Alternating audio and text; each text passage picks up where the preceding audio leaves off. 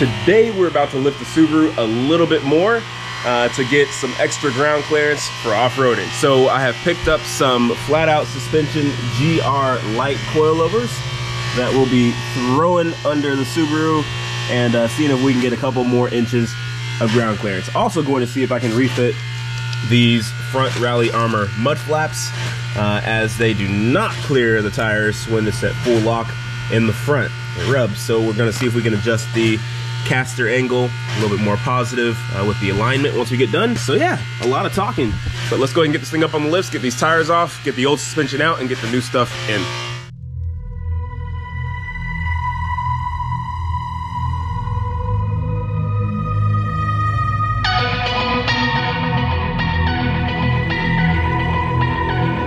All right, so we're about to go ahead and unbolt these two lower bolts here on each side, and then we're going to be coming around to the rear and unbolting this one right here. And then we'll go ahead and drop this thing down a little bit and go ahead and hit the strut top bolts and see if we can pull these puppies on out.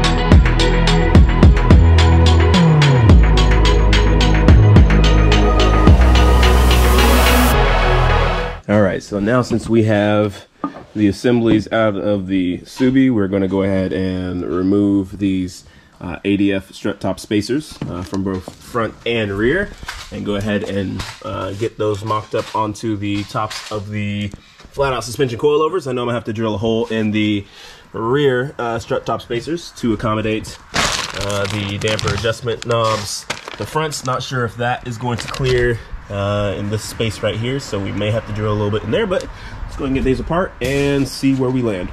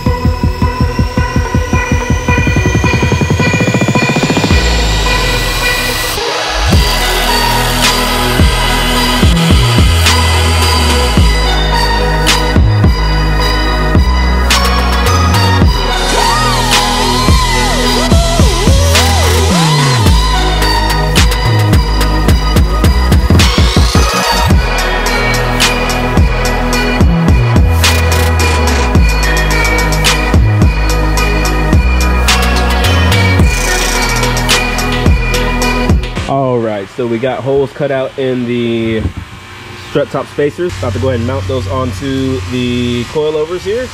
And then we'll go ahead and throw the rears on. The front cutout is complete as well. Just need to let those dry from a little bit of paint, keep them from rusting.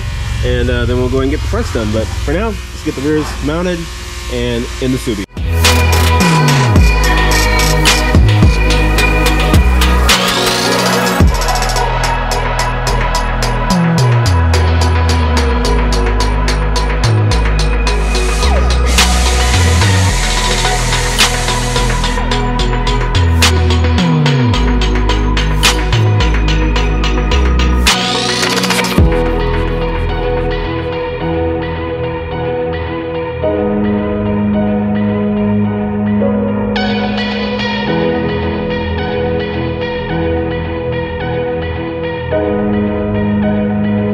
So I have marked an inch from the bottom of the threads where the threads end on both sides with a Sharpie already. Per Flatout Suspension's recommendation, you don't want to have that mark showing here. So you want to have at minimum an inch of threads in the lower body down here. So we're gonna go ahead and work on setting ride height just by twisting this cylinder until we pretty much see that line to max these out and see where we land.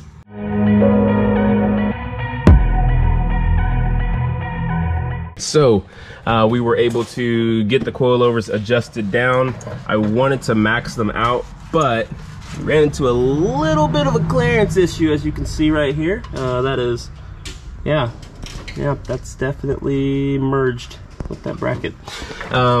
So we were able to get 3 inches up into here. So that means that this whole cylinder is 5 inches long, and you need at least 1 inch of, again, threads to remain in there, but now we have 2 inches, so extra strong. So both sides are done.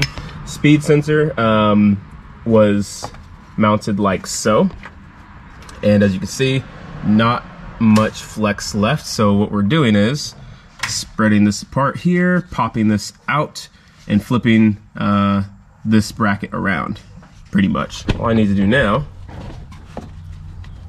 is to pop this out. Whoop. Did it open it up enough?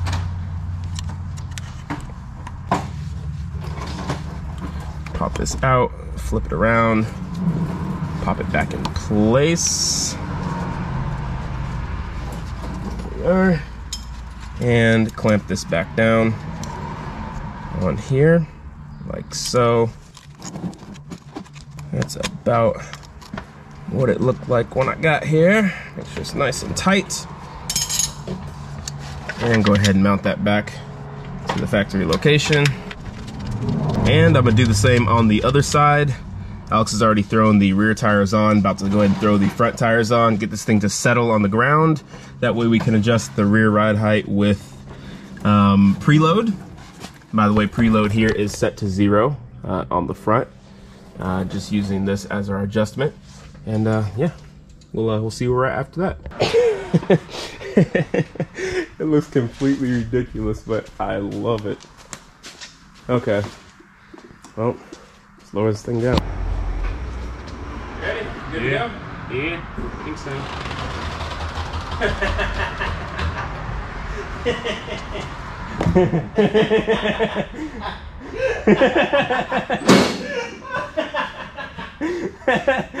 Yeah. The controllers didn't really move a whole lot. I saw the strut go. That's because they're probably jammed into place, damn it. Okay, I gotta roll this thing back. A little bit.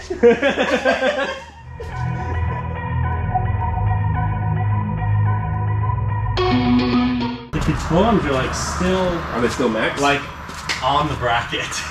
these are gonna settle more. Oh, yeah. I mean, I don't know. The springs are already kind of. It is actually. Oh my god. Oh shit. Oh no. What have we done?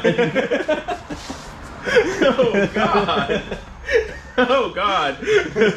Oh, it's horrific. I think the rear is lower and the front is like way higher. You ever seen a Carolina squatted Subaru STI? Oh god. Oh, the rear is lower than it was before, so we got to add a lot of preload to the rear. Oh god. I mean, we definitely need to jack the rear up. Yeah, the rear's got to come up like a lot. All right, next step. Put this thing back up on the lift and give a shit ton of preload to the rear because it needs it. All right, got preload set on the rear. A whole lot of preload, got it even on both sides. We are waiting for the front to settle. So we're about to call it a day here in a second. Let it settle, come back tomorrow and go ahead and align everything. We have given the rear another inch of preload. Now this will settle a bit, so don't get too excited. But we still have some adjustment that we can make in the rear. The front, yeah, not much adjustment we can make up there unless we add preload, which I don't really want to do. I want to keep all of that front bump travel, all that fun stuff. Yeah, that's where we're at. right, let's see how much this ride height has settled.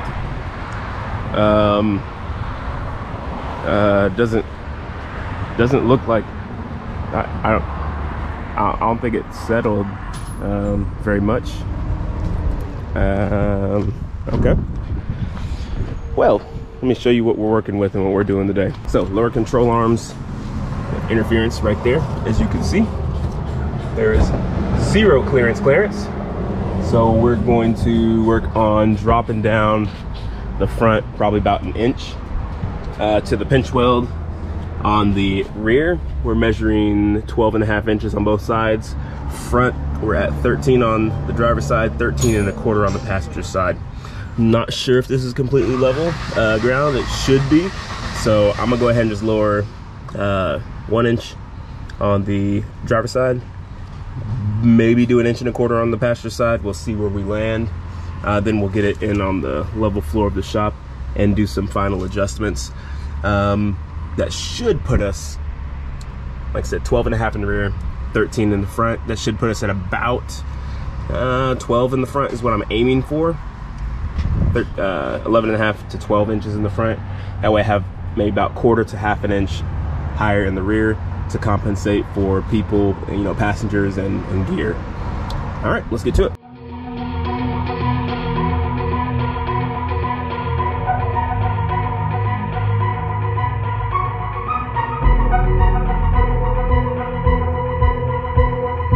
All right, so we're at 3 inches right here into this shock, or into the lower mount. So to lower this by 1 inch, I'm going to need this to come to the 2 inch mark. So I need to unlock this lower ring and twist the shock body until, again, I'm measuring 2 inches deep in this area here. After much persuasion, I was finally able to loosen up those lower rings. So now, of course I can't turn it by hand, this one I can. So now it's time to just loosen this on up and then twist this entire shock body until, again, I have sunken this into this lower mount 1 inch. All right, and I'll come back, yeah, when we're done with that.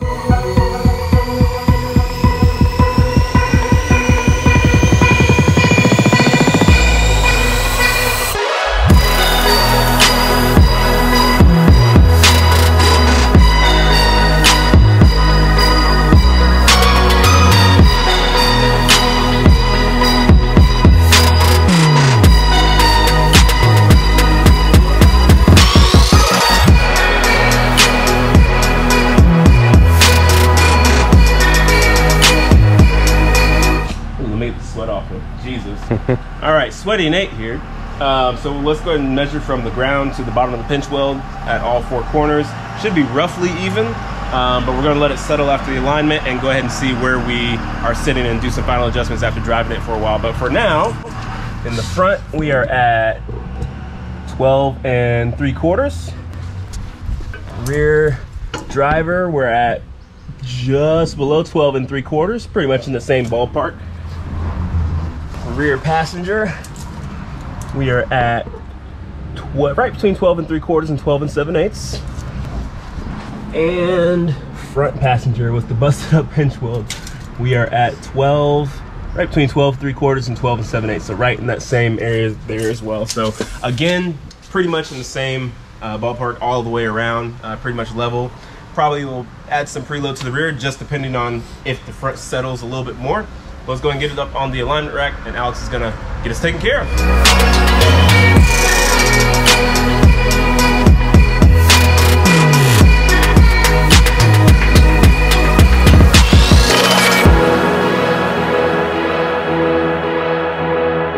Alright, after a quick test drive down the road and back under hard acceleration when the front is lifting up and the rear is squatting down, we have found the limits of those CVs in the lifted STI. So hoping that I'll be able to resolve that with adjusting the actual ride height with the lower shock tower adjustment on the front coilovers and setting some preload in its place. So fingers crossed, we'll test out that theory another day. Won't be driving this a whole lot.